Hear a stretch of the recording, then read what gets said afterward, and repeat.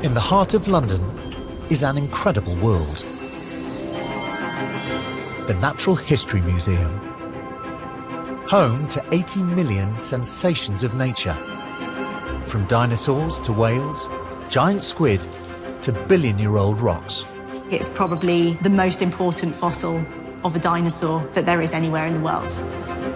Now, our cameras have been allowed behind the scenes. This rather large crate reminds me of something from the movie Indiana Jones. To meet the team, Geronimo! keeping it up and running. Who's a good boy? I think they're gorgeous. Welcoming up to 5 million visitors a year.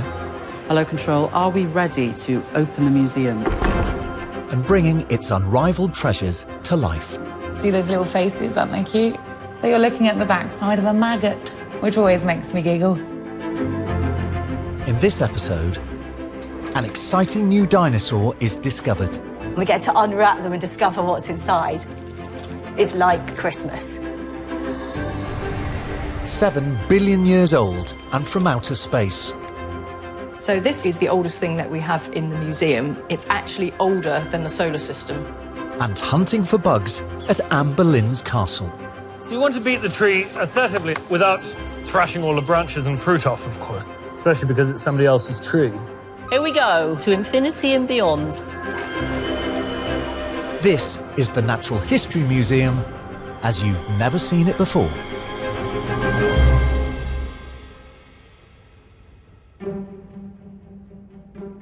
The Natural History Museum's dinosaur collection is world famous. Thousands of visitors pour through its doors each day to see the most incredible dinosaurs ever discovered. From the first T-Rex ever found to the most complete Stegosaurus skeleton in existence. But behind the scenes, there's a treasure trove of dino secrets yet to be revealed. Susie Maidment is part of the museum's team of dinosaur experts, and today she's unlocking a storeroom that's strictly off limits to the public. What you see upstairs is just a tiny fragment of all the fossils that we have here. Most of them are down here in this room where there are literally thousands of dinosaur specimens. Here, in the bowels of the building, she knows something special has been hidden away. A crate from a famous dino dig in Lesotho, Africa. That's really heavy. That has never been unpacked. Okay, so you can see that we took this first plank off the box and it's just full of these parcels that are wrapped up with these kind of tantalising notes on the outside, and we get to unwrap them and discover what's inside. It's like paleontology Christmas. What else do I have in my Christmas stocking?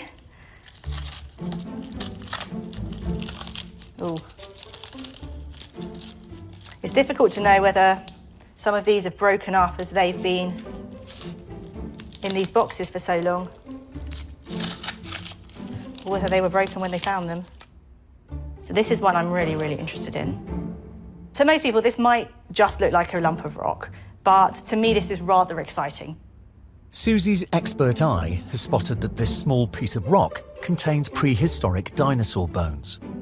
But finding out what type of dino they belong to is going to be a challenge. This bone is really, really old, maybe as much as 199 million years old. And there's more bone inside this rock.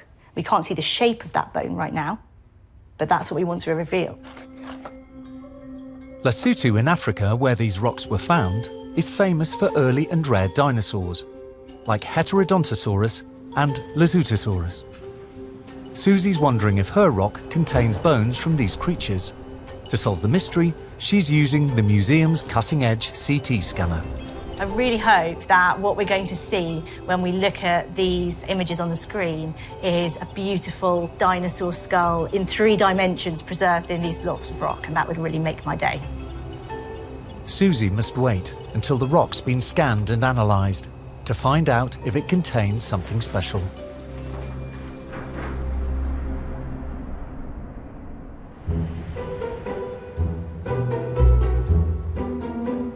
The Natural History Museum is one of the most popular landmarks in London. And keeping this 130-year-old building sparkling for its millions of visitors is no easy job. Who needs the gym, eh? Specialist window cleaners, Killian and Paul, have the unenviable task of washing the 5,000 individual panes of glass that cover its facade. We've been cleaning the windows here for about 6 years. Probably the most important thing to wear when you're abseiling, at least for comfort, is a seat. So you get to sit down when you're working. It's pretty much like working in an office, really. Just really high up. All right. To get to the windows, the abseilers face a 100-foot drop.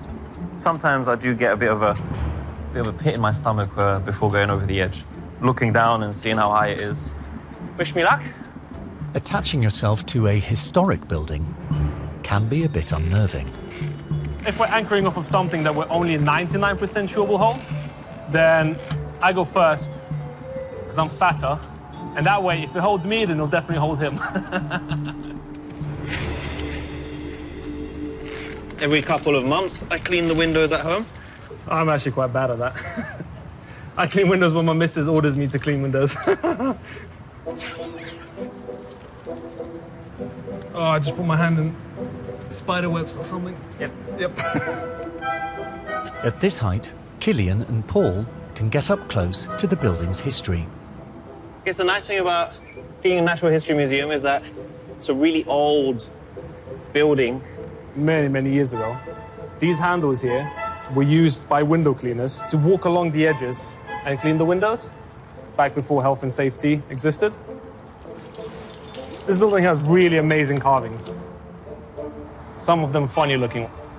It's nice, we are the only people who get to see them this close. Do you want to hear a joke?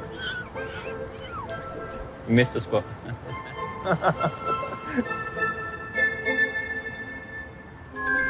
Coming up, the museum's oldest exhibit.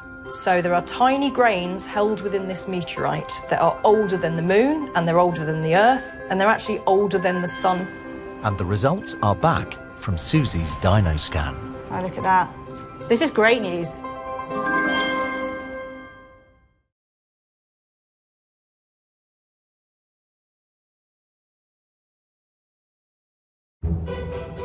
At the Natural History Museum, there's far more going on than the public get to see.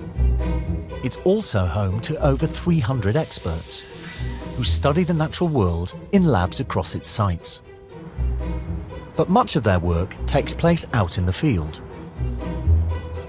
Today, beetle expert Max Barkley is taking a trip to Hever Castle in Kent, which is home to an amazing selection of bugs. We're in the grounds of Hever Castle, where natural history is going to meet real history. Of course, Hever Castle is the childhood home of Anne Boleyn, the mother of Elizabeth I. But we're here to look at beetles.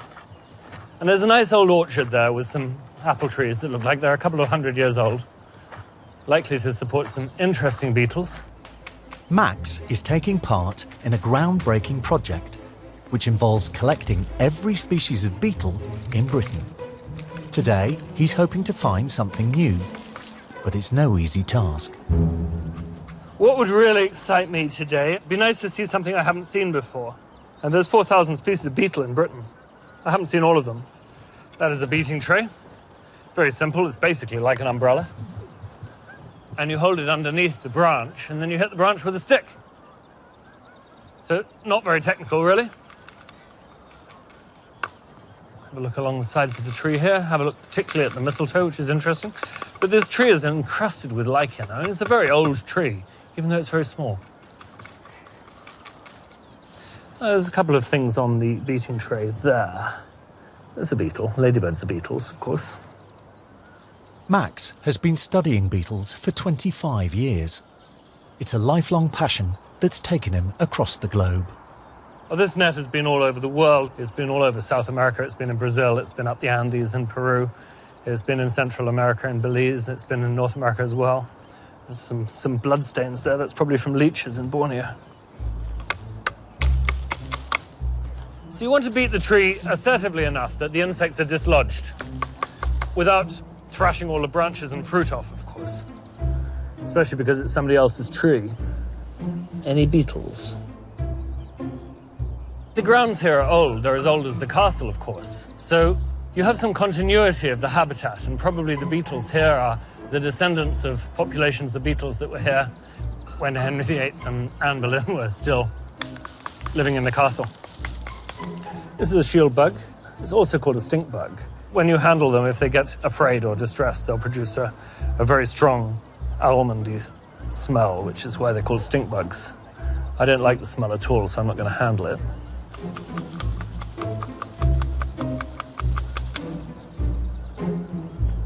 And there's a flea beetle there. Let's put that in the tube. Another caterpillar there that looks like a stick. And as you can see, it's doing quite a good job of it. When you're collecting beetles in a historic orchard, snack time is a simple affair. These fruits that look like cherries. It's not a cherry tree. Don't know what these fruits are. Oh, look at that. Some kind of little plums. Bad habit tasting everything. You don't want to do it in the tropical rainforest, of course. Some of the things can kill you. They're actually really nice. I don't know why some people get creeped out by bugs, really. I think they just haven't spent enough time looking at them.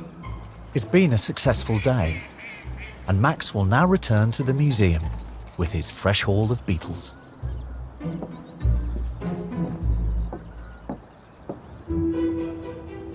Every year, the Natural History Museum holds its famous competition of wildlife photography. With almost 50,000 entries, it's the biggest of its kind anywhere in the world, and the most prestigious. The exhibition that reveals the winning photographs is a highlight in the museum's calendar. Today, Programme Manager Soraya Salvador and her team are installing the top 100 photographs. Be careful here. But with opening day just a week away, time is tight. This is a really exciting project, and it's the result of the work of so many people, and it's really beautiful to see. This is the moment of truth. Wow, exciting! So these are the photos that people are going to be able to see in 1 week's time here in the gallery. These prints are really delicate. That's why you see us using these gloves. We go around. Wow, this one is really spectacular, the colors. Okay, 1, 2, 3. An expert panel of judges selected these winning shots, and they are now being carefully mounted. No. For us, quality is everything. Every time we put an image, we need to assess if it's best, and this one, it's clearly not. Here and here.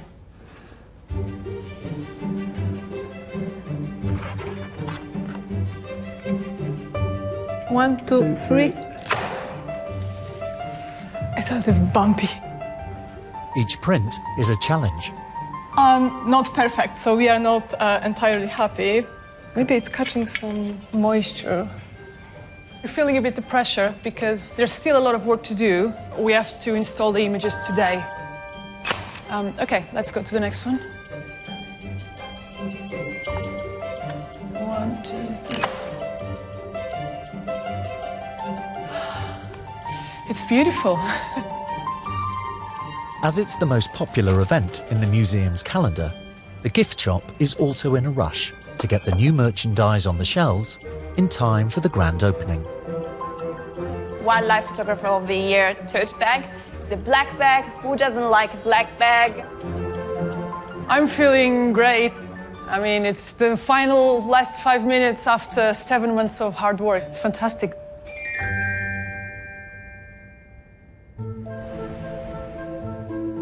The Natural History Museum is full of unique objects that stretch thousands of years back in time.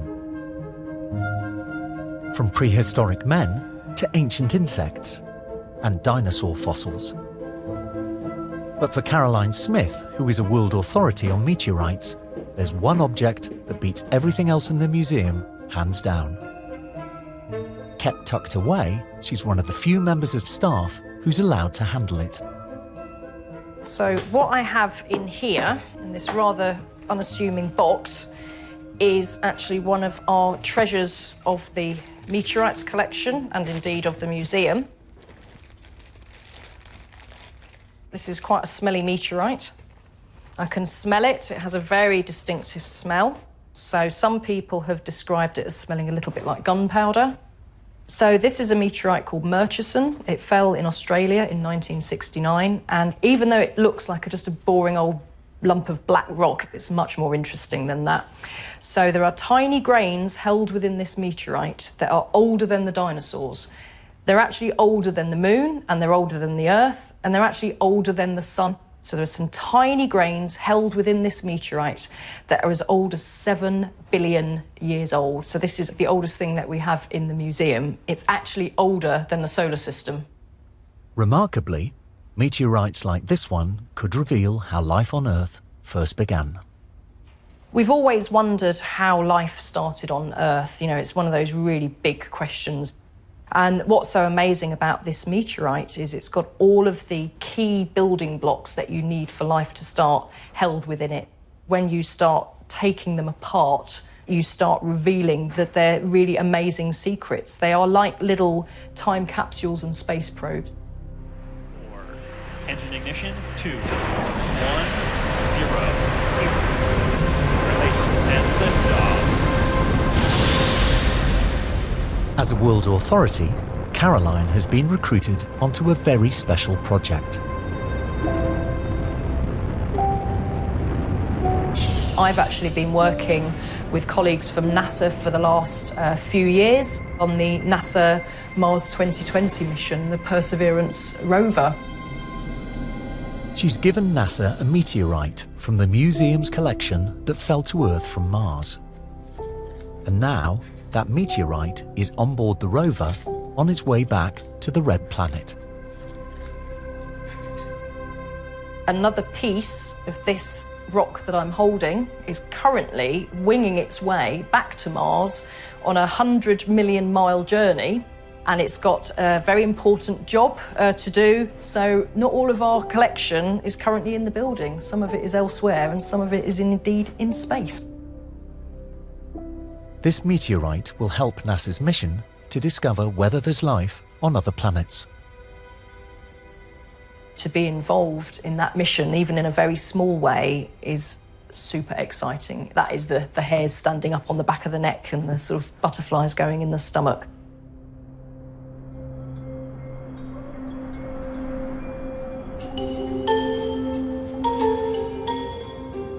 Dinosaur expert Susie Maidment has been waiting for the results from the CT scan of a mysterious lump of prehistoric rock that was found in Africa. And today, the results have come through. She's hoping they'll reveal that the rock has rare dinosaur bones inside. There we go. Oh, wow.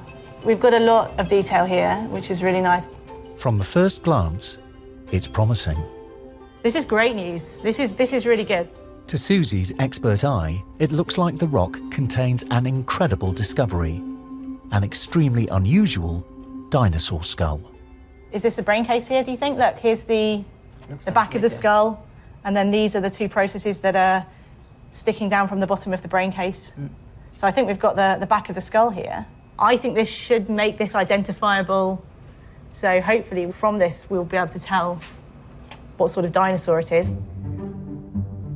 To find out for certain what's hidden inside, Susie is now enlisting fossil expert Mark Graham.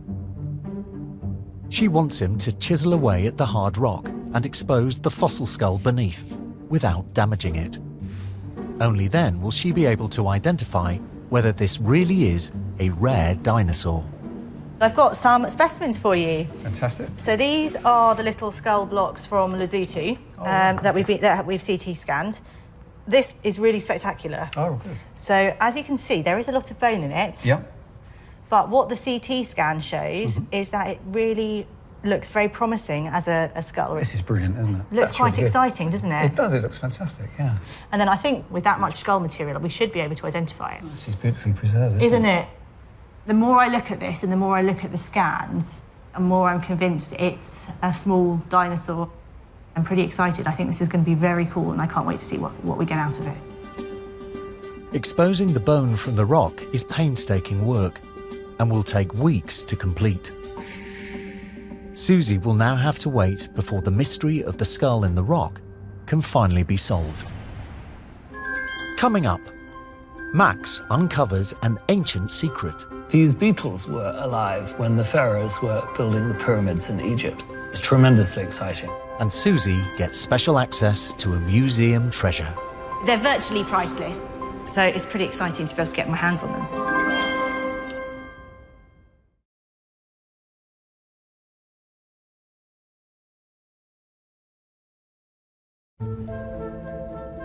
Susie Maidment and her team are working to uncover a dinosaur skull from a prehistoric rock. And while she waits for the result, Susie's been given special access to the remarkable fossils that sparked the discovery of the dinosaurs. I've never got to handle these specimens before. They're absolutely iconic specimens for dinosaur workers. You know, the first dinosaur fossils recognised as such. So it's pretty exciting to be able to get my hands on them. These small pieces are dinosaur teeth, and they're extraordinary. They were discovered by accident in 1822 in Sussex by a local doctor, whose wife saw them glinting by the side of the road. This chance find kick-started one of the biggest discoveries in natural history, that dinosaurs once walked the earth. It's incredibly difficult to put a value on these specimens because of their incredible historic importance to paleontology. They're virtually priceless. We will never be able to find the first dinosaur fossils ever again. In 1822, nobody knew about dinosaurs. There had been dinosaur fossils found before then, but people had thought that they were the bones of giant humans and mythical animals and things like that. After this discovery, people were then able to look at fossils and look at bones with a new set of eyes. And that led to an explosion in dinosaur research and study and discovery.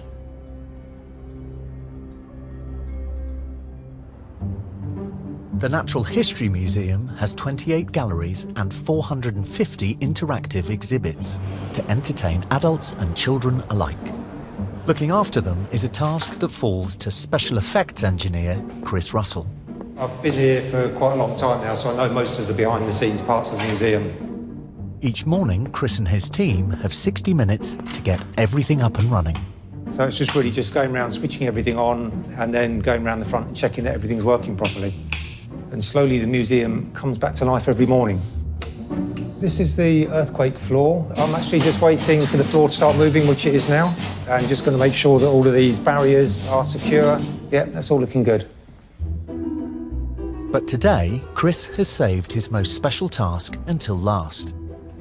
He's installing one of the most extraordinary jewels in the whole museum. Known as the Ostro Stone, it's the largest blue topaz gemstone in the world.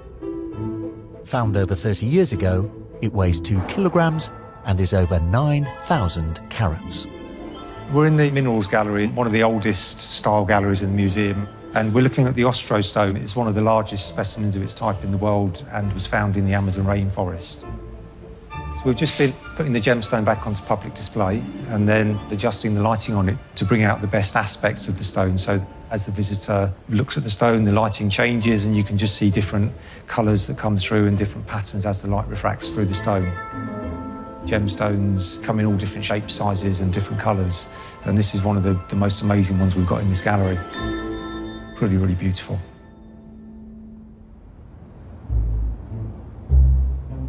Natural History Museum beetle expert Max Barkley looks after one of the biggest beetle collections in the world.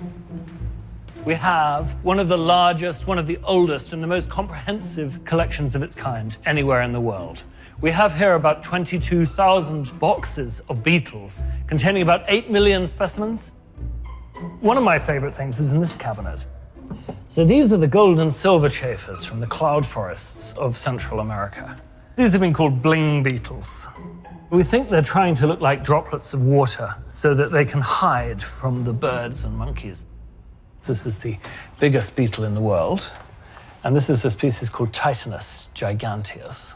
These can get to about 16 or 17 centimeters long, so they're bigger than your hamster, they're bigger than your budgerigar.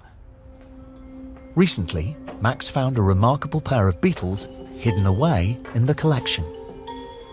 They could be some of the oldest complete beetles ever found. Well, this is one of the most incredible things in the collection, to my mind. This is a piece of wood that was dug up in the 1970s on a farm in eastern England. And in one of these channels, the farmer who dug it up, he found some dead beetles and their hair. And so he brought these into the Natural History Museum. And the scientists who were here at the time said, no, this is not a British species of beetle.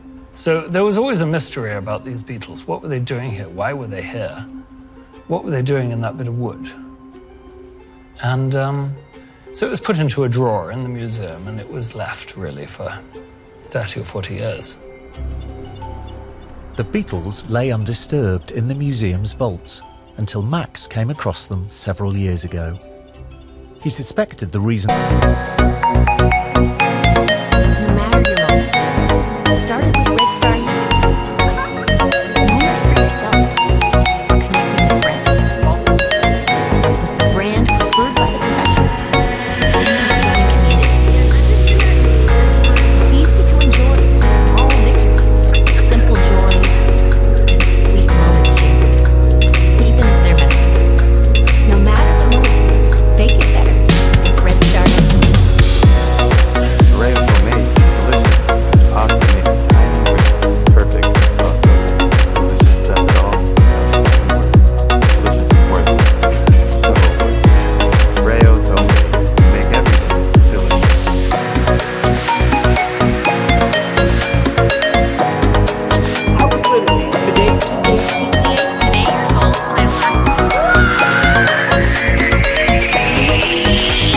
so puzzling was because they were incredibly old and were now extinct in the British Isles.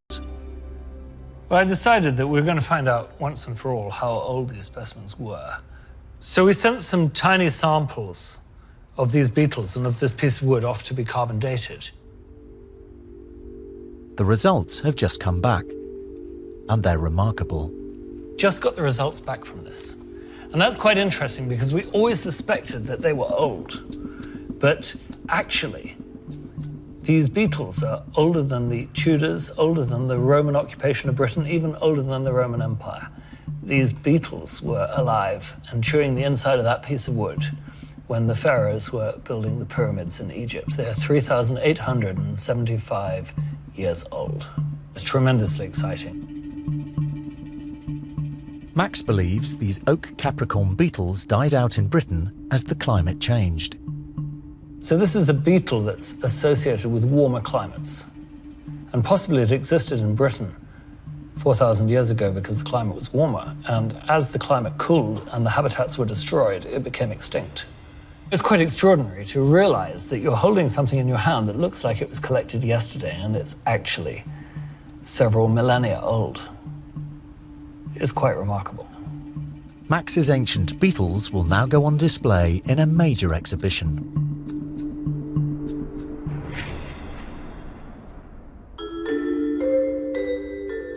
Being selected as one of the 100 winning photos to go on display at the Wildlife Photographer of the Year is a huge honour.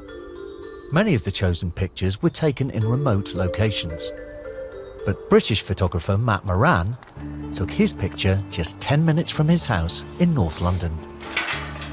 Here we are at the allotment where I've been coming for the past 4 years, photographing the foxes. And just a little bit further up ahead here was where I took the picture of the rat game. For Matt, having one of his pictures chosen is a dream come true.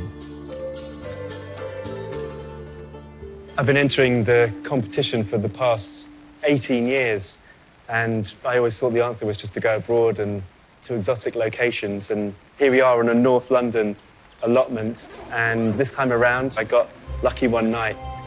There were a few just hanging out, so I'd get my camera out, and it was while I was lying on my front, a fox just exploded out from my right-hand side. It was a fleeting glimpse right in front of the lens. They were tossing the rat up in the air. It was entertaining to watch. It was these 3 foxes trying to gain ownership of the rat. And that's when I started to frame and just really fire away.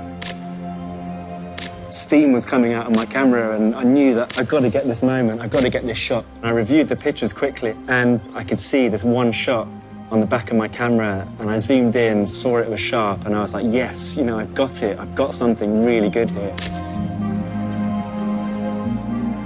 I think if you ask any photographer, including myself, the one competition they want to have their work in, it would be the Wildlife Photographer of the Year.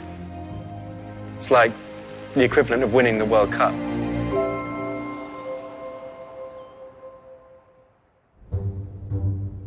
Behind the scenes at the museum, you won't just find rare specimens. There's also a vast library and archives holding over 300,000 spectacular illustrations and artworks of the natural world, all cared for by Special Collections Manager Andrea Hart.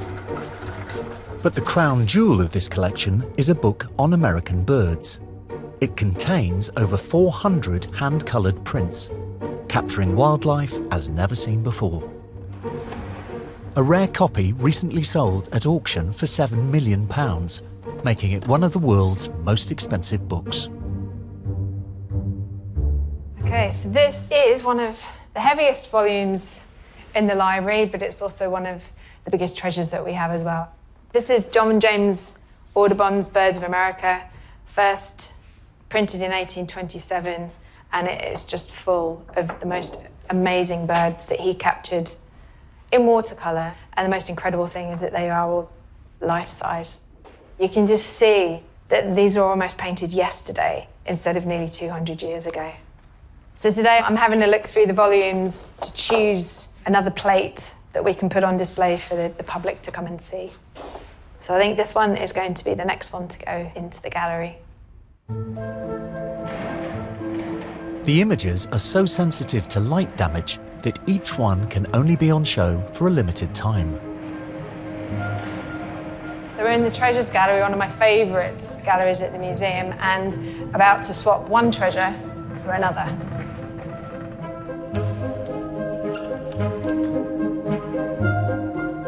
So the tricky thing with these is that they are so big that you do have to take extra care when removing them.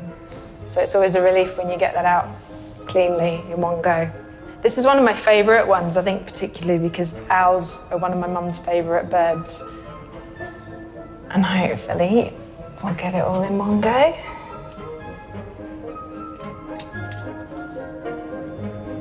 There we go.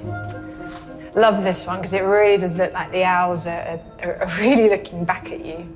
But anyway, I'm going to close them up, leave them in there until the next time. See you in a month.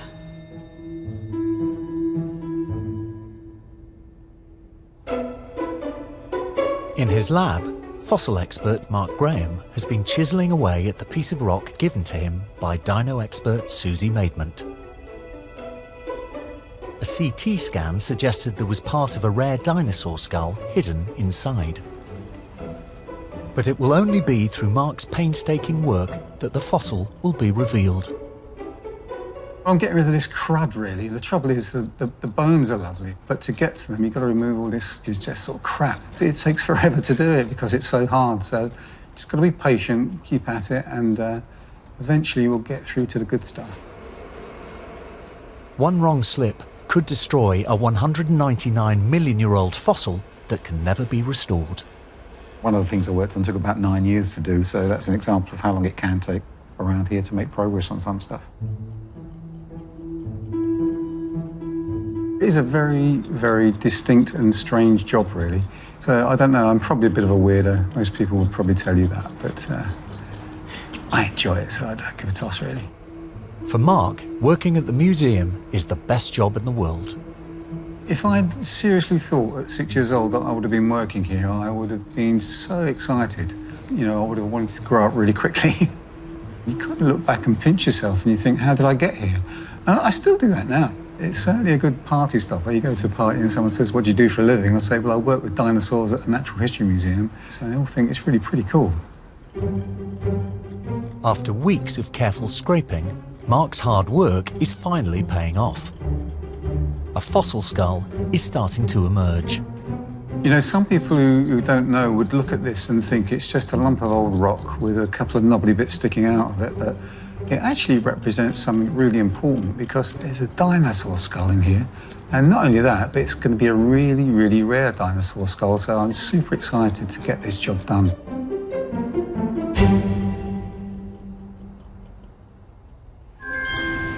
Coming up... Here it is. The museum's major exhibition goes live. It feels a little bit surreal, actually, looking at your work up here. And the fossil skull is finally revealed. This dinosaur is really, really quite rare. This is a significant discovery.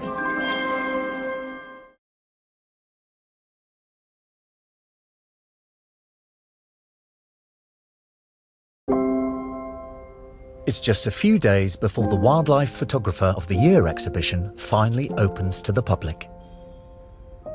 The winning entries for each category have been unveiled, including the competition's overall winner, this Siberian tiger captured in the Russian Far East by Sergei Gorshkov. British photographer Matt Moran's picture received a highly commended in the mammal behaviour category.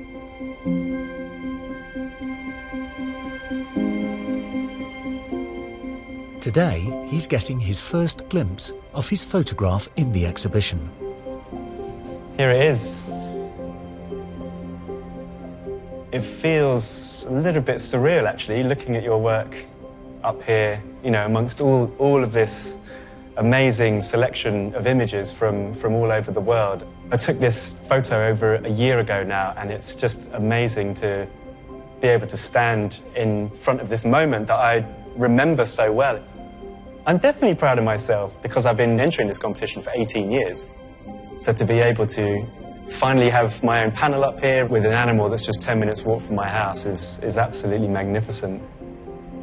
This is the Holy Grail for sure.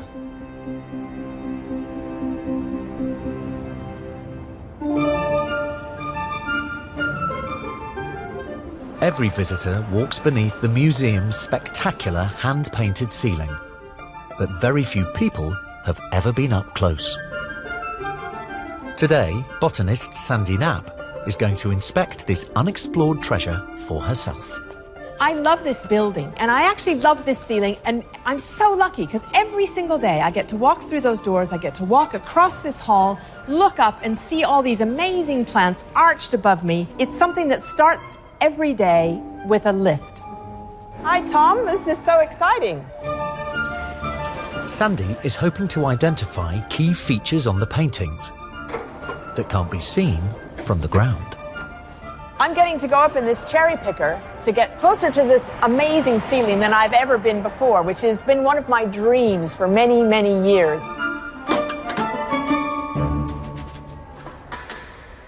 Woo! Incredible. The 60-foot-high ceiling is made up of 180 panels, intricately decorated with plants from across the world. I mean, can you imagine putting all this decoration in a place where no one is ever going to see it? Those flowers are beautifully done in gilt, so it's hugely detailed, which you kind of don't see from down there, but I can see it for the first time here. No one knows for certain why these particular plants were chosen. But now she's up close, Sandy has spotted that some of these panels appear to tell a story of the British Empire.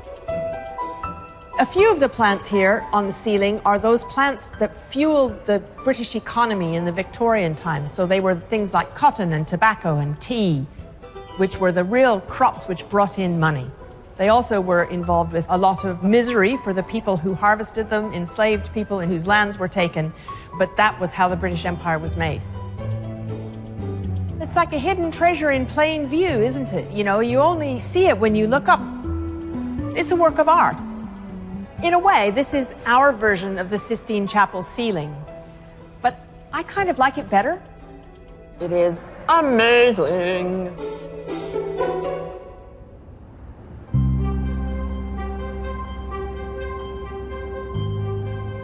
It's been 6 weeks since Susie Maidment handed over a seemingly unremarkable lump of rock to fossil expert Mark Graham. Today, he's finally ready to share the results of his hard work with her. Oh my goodness, you've done so much to it. Turned out really well. So the back of the skull's come out nicely. So I used the air abrasive just to remove that kind of rock that was over there. That's beautiful. It's a beautiful job, though, considering this is 200 million years old. Yeah. It is really well preserved, isn't it? It is, it's lovely. I'm really confident that we're going to be able to identify this. Brilliant, thank you very much, Mark. It's lovely. Yeah, no problem. See you later. With her newly prepared dinosaur skull in hand, Susie is now ready to work out what it could be. The rock contained a small piece from the back of the skull. It's not much, but it's enough for Susie to identify it. I'm really excited to look at this fossil now. Mark has done such a beautiful job on it. It is not a whole skull, but the vast majority of dinosaurs are known from just a few bones, and specimens like this have the potential to reveal all sorts of information that we didn't already know. The skull was found in Lesotho in Africa, which narrows the field down. But to find out for certain what kind of dinosaur it is, Susie must examine key features in the fossil and compare it to similar skulls in the museum's collection. After hours of analysis, she thinks she can finally identify what kind of dinosaur the skull belonged to. I'm quite excited by this specimen. I think I can be quite confident what it is, which is always nice. So the shape of the bones from our skull are really similar to those of this dinosaur here, which is called Lesutosaurus. Lesutosaurus is an early and rare dinosaur. I think that we can say with a lot of likelihood that this is Lesutosaurus. So this dinosaur is 200 million years old. Now, if you think about it, that is 140 million years older than T-Rex. So this was already a fossil by the time that T-Rex lived. And that's really, really exciting for me because it's the group of dinosaurs that I work on. And this is kind of where it all started for those dinosaurs. This is the back of the skull. So this is kind of this part here. And this is the eye socket. So that bit there. And then its snout probably would have been over here. Now, the whole animal was about the size of a Labrador, and it had a stiff tail held out to the back. It walked on two legs, and it had short forelimbs that it used to pull food to its mouth. It would have eaten ferns and mosses, and there were no flowering plants around at the time. This dinosaur is really, really quite rare. There are maybe only 20 specimens of Lesutosaurus anywhere in the world, and there's fewer skulls than that. So any skull material of this dinosaur is really, really important to us to help us to understand the anatomy of these animals. Even with 10 million fossils, for experts at the Natural History Museum, there's always something new to learn. People might think that we already know everything there is to know about dinosaurs, but actually the truth is we've only just scratched the surface. Every single fossil that we find tells us new information about dinosaurs, and this one here has the potential to really help us understand about the early evolution of some of the most exciting and interesting dinosaurs. So this is a significant discovery and a significant find.